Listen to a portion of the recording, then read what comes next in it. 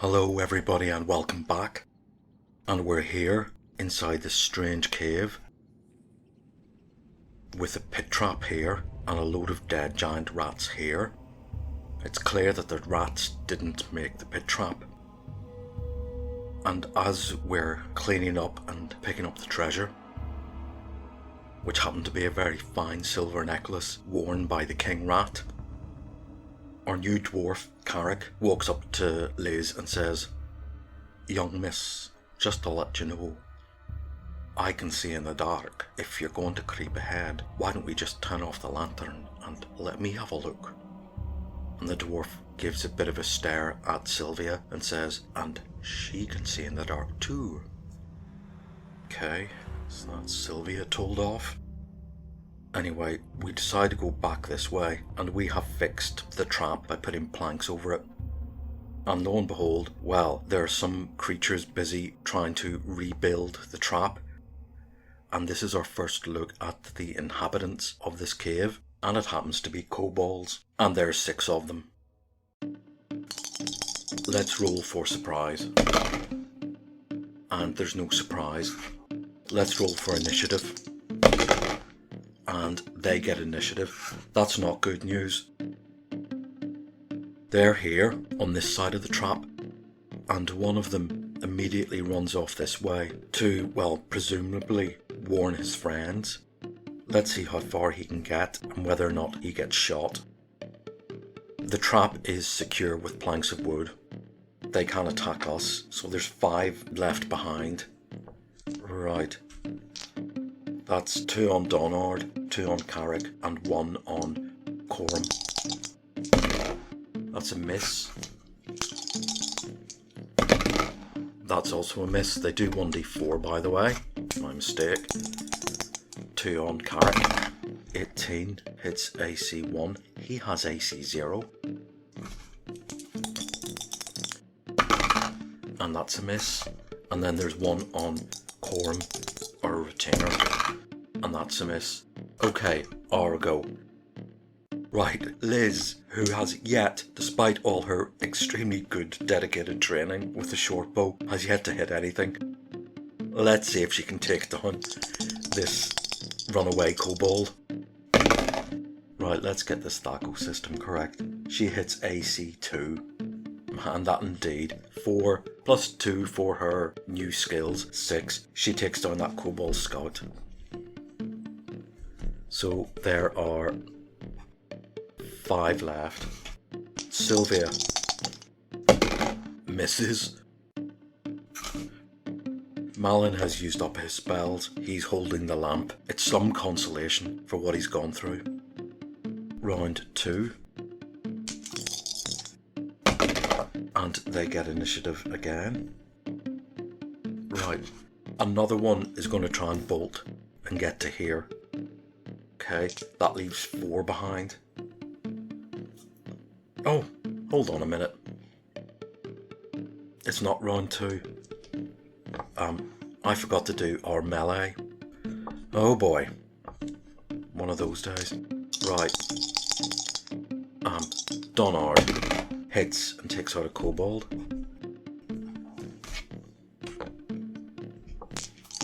Carrick misses. And Coram hits, takes out another kobold. They only have 3 HP and he gets plus 2 damage.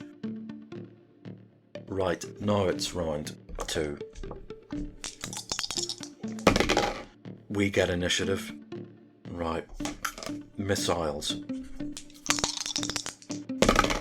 Liz takes out another one. Sylvia misses. It's become a bit of a theme. Donard, he hits AC 4.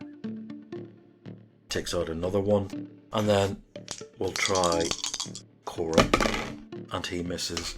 And then we'll try Carrick. And he hits AC 4, yeah. And that's 6 kobolds dead. Now we know the inhabitants of this cave. So what we're going to do is we're going to loot them for their minor treasures. Then we're going to go round to here to see where this one was running to. That's his dead body here. And then we come to a crossroads. Now Carrick tells Malin to completely shutter the lantern and everybody's left in the dark. Apart from our two dwarves and our elf. There's a junction. Now there's nothing to be seen up here. And the corridor goes down here. So our little dwarf is going to totter off. And he needs to get to about here. 3, 4, 5, 6. And he can see this far into the cave. And he sees a mass of kobolds. There may be more back here, but he can see at least about 12, maybe 15, and they're all milling around the place.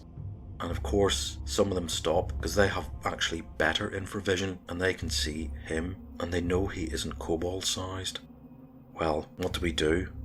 I think we back off and take this new bit of information to back here. Now, are we going to take on at least 12 kobolds? Maybe even more? Probably not without any healing or spells. It's not that late in the day. I'll calculate the time later. It's probably just 1 o'clock in the afternoon, maybe 2. But we're going to go outside. And is there something waiting for us outside? There isn't. Had we thrown a 1 or a 2, there would have been a troop of 8 kobolds coming home from some sort of hunting expedition. That hasn't happened. So we're outside again. Here. And it takes us another 2 hours to get to what has become our campsite in the hills.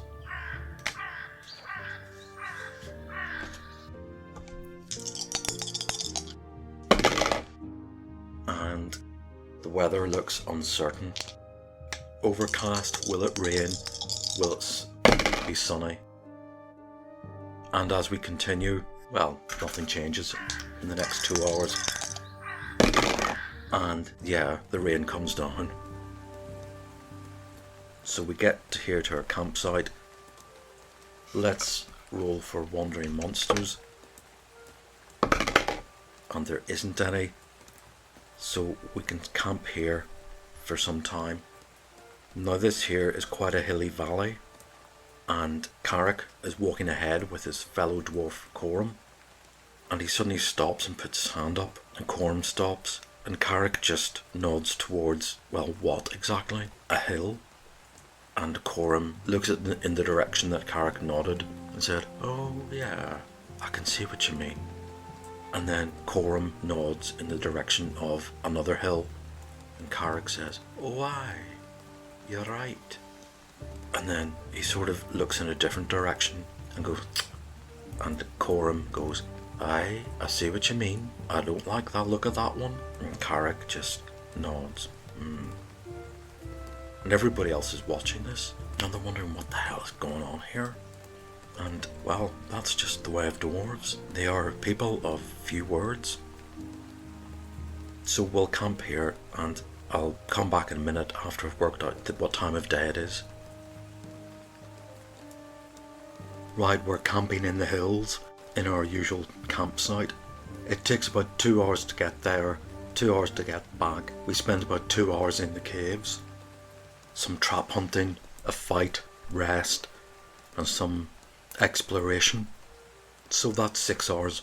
We usually set off at 8. So it's about 2, 3 in the afternoon. It's mid-afternoon, let's say. This is not a world with clocks. Right, so well, we have nothing to do but again sit and wait and tell each other stories around the campfire. Unless we get disturbed. Oh, and we do. Right. Okay.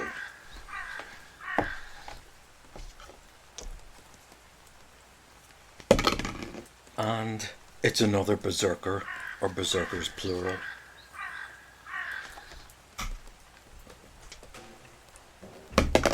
And there's 3 of them. Let us remind ourselves what a berserker is. Well, it's a wild man who goes into a rage. Let's see how many hit points they have. Wow, one's got 9, one's got 6. and one's got 5. Right, they have an AC of 7. Okay. Let's roll for surprise. And we surprise them. Right. We're just going to take these boys on. Nutcases or not. Let's roll for missiles. Let's do Sylvia. Oh well, she hits. The one time she hits, her dice bounces away. And it landed in a 5. Quite happy with that. She takes out one of them. Liz. Excellent. Nearly max hit. Max damage. Plus 2 to damage, remember? So that's from 9 to 1 HP. And then we have our dwarven friend Coram is going to throw his hand axe, and he hits AC 4 and he does 4 damage. So there's one that's down from 6 to 2. And then we have Donard, who wipes out 1, and Carrick, well, with his bonuses, hits AC 8, he misses. It's the berserkers' turn. They have a morale of 12, which means they don't stop fighting. No, that was a surprise round. Let's roll for initiative. Right. And it's mutual. Okay, let's see if he hits it. And he misses. And let's see if Liz can take this one out. He has 2 hit points. And yep, max to hit, nearly max damage. Her training is really pulled off. So there you go. That's 3 dead berserkers. We'll pick through their meagre belongings. Probably copper pieces. But after that skirmish, Coram can pick his throwing axe out of the dead body of one of them. Okay, well, we're going to bed down for the night.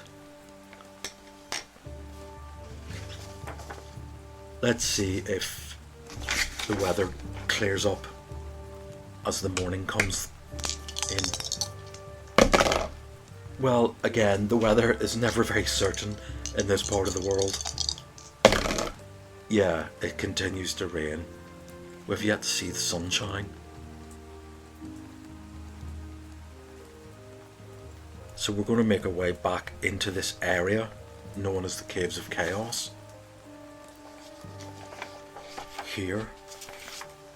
And we've noticed outside here there are a load of kobolds waiting with us, some with bows, most with their rather crude short swords. So what has happened is, well, it's pretty obvious from the dead kobolds here and the one who tried to run away. The fact that trap has been sabotaged and all these rats are dead.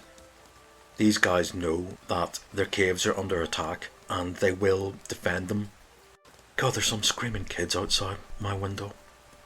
What the DM is encouraged to do in the Keep on the Borderlands book is to apply some kind of intelligence to the creatures, so they don't just stick in this room and they don't just stick in here.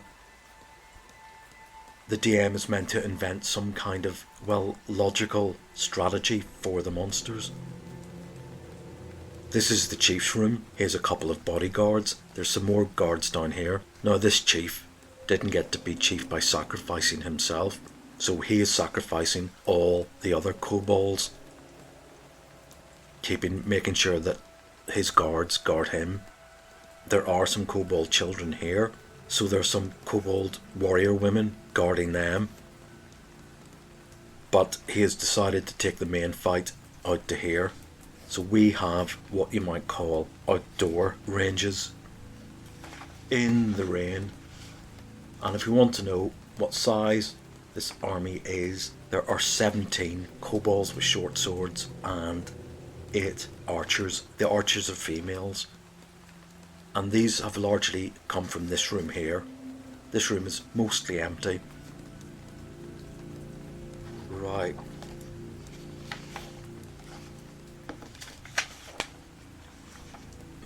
We can see them, they can see us. Now, what is their reaction?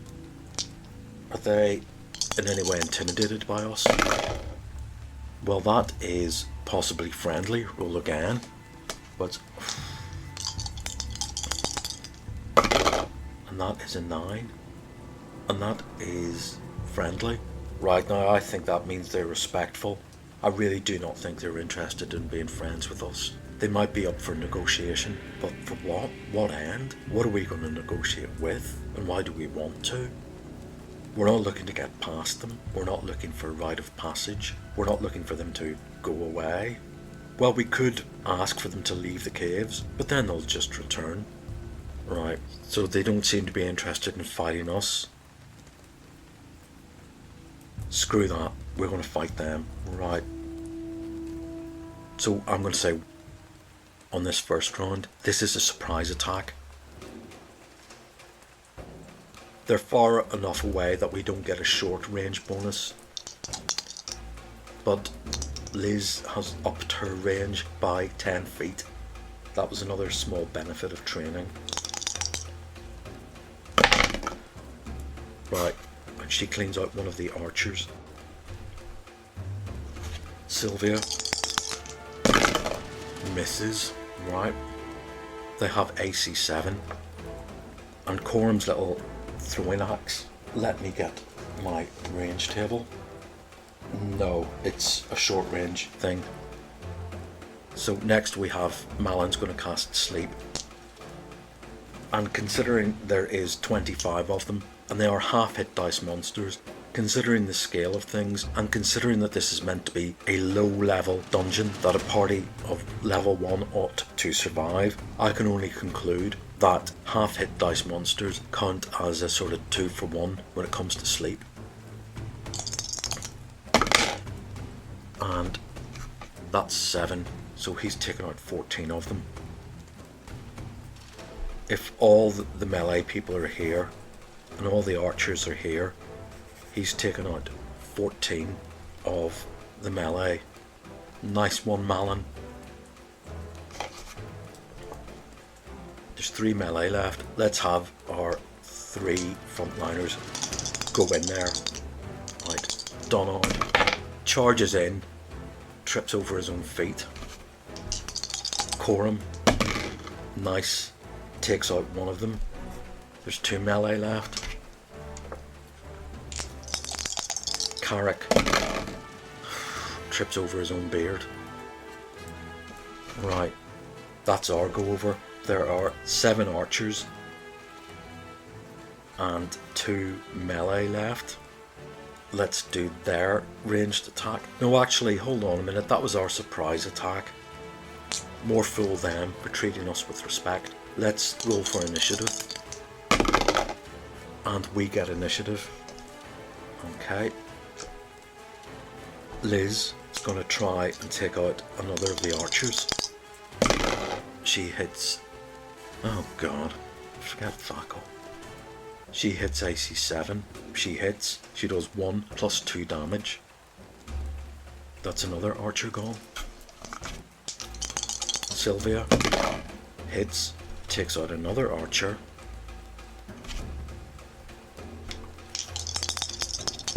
Donard, and he takes out another melee. Corum misses, and Carrick misses.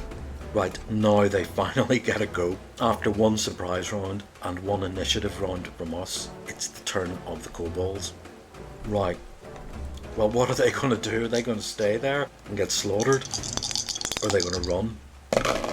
And believe it or not, because their chief is alive, they have a morale of 8. They stay and fight.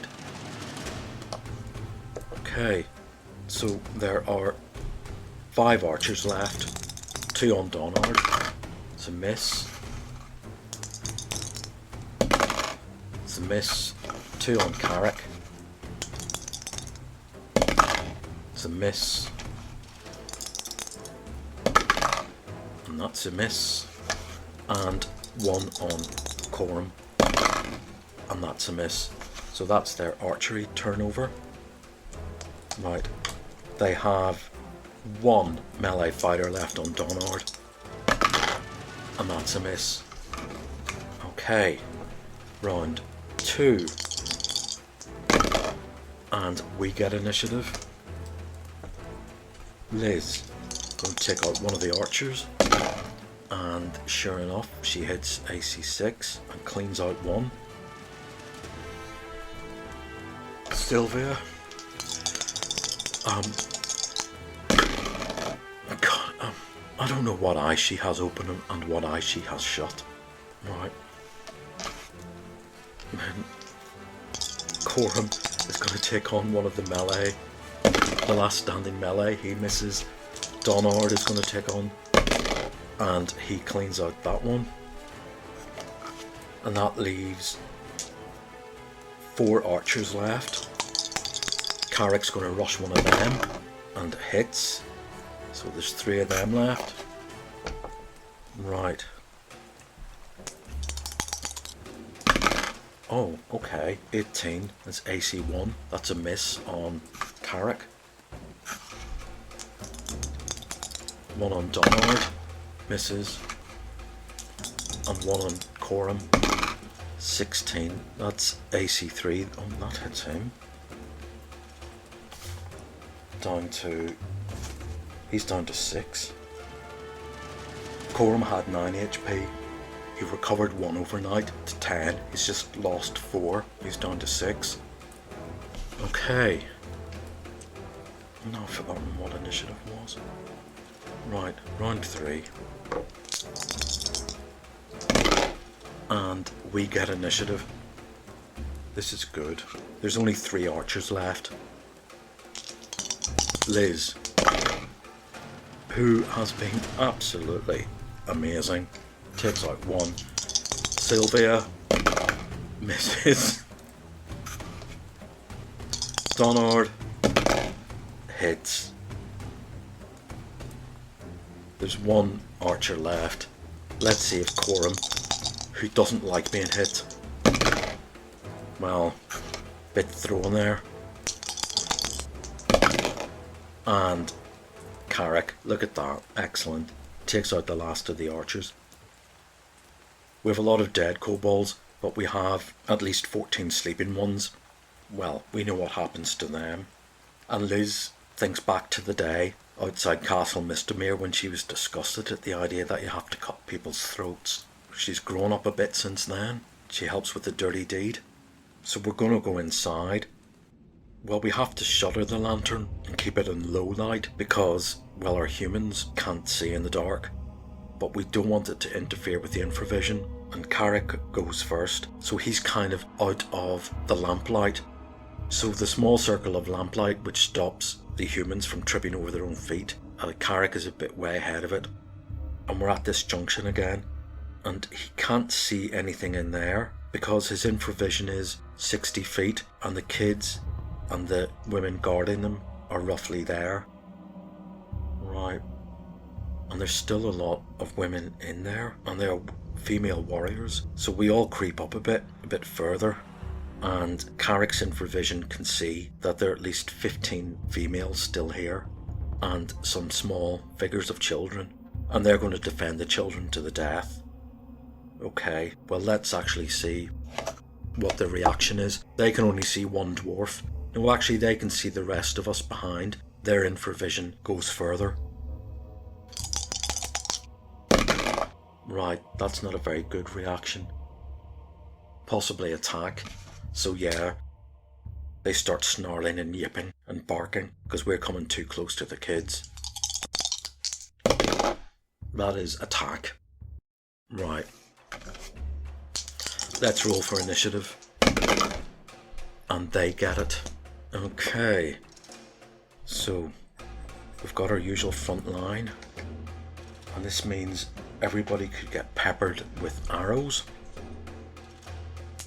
Right, so there's 5 on Donard,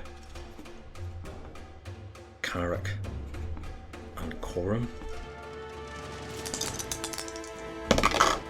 It's a miss. It's a miss.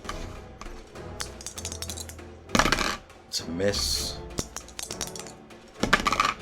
Right, 18. That's a hit. It's Donald down to 15 minus 3 is 12.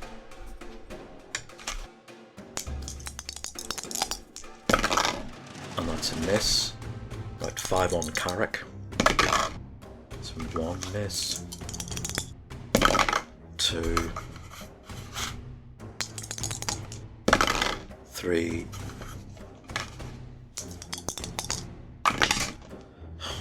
4. 5. And 5 on Quorum. I'm worried about Quorum. 1. 2. Oh, I've got this little dice so skittish. 3. Right, that's AC 3. 4.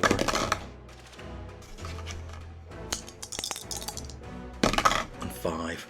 That's their round over. Argo. Missiles.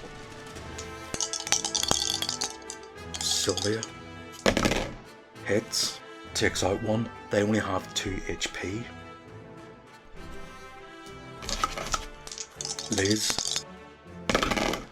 Takes out another 1. Spells.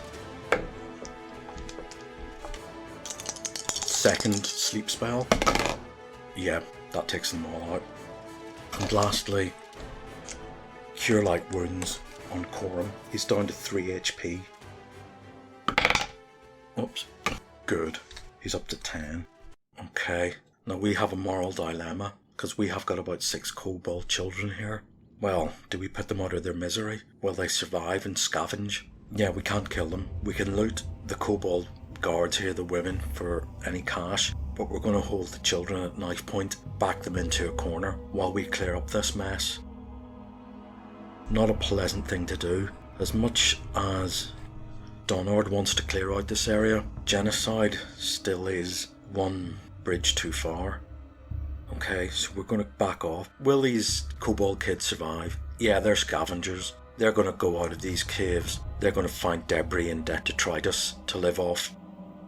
Maybe they'll join up with one of the other tribes in this cave network. Maybe one of the other tribes, like the orcs or the hobgoblins, might even enslave them. But whatever it is, they're not coming with us. We're going back to this junction here. And we see a door to our left and a corridor to our right. Liz is going to listen at the door. And she doesn't hear anything. She's going to search it for traps. She doesn't find anything. Right. It's up to Donard then, or Carrick, to open the door, which they do. And this is just a storeroom. It's got a lot of rotting food, rags, some really nasty looking barrels of wine with sort of scum floating on top. Nah, there's nothing else here. We're fine. Okay. Now what do we find down here? Okay. We'll explore this next time. So, see you then.